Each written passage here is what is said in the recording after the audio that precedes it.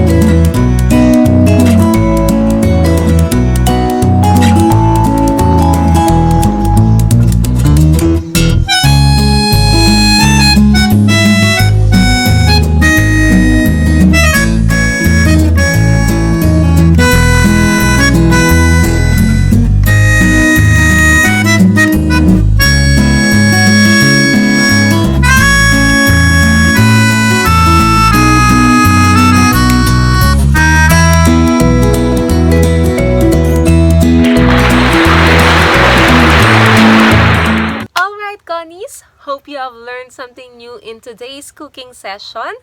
By the way guys, you don't need to worry about the ingredients because you can use all the available ingredients in your home. Even the corned beef, cheese, hot dogs, hams, all the available materials that can be added in a homemade pizza, you can use it.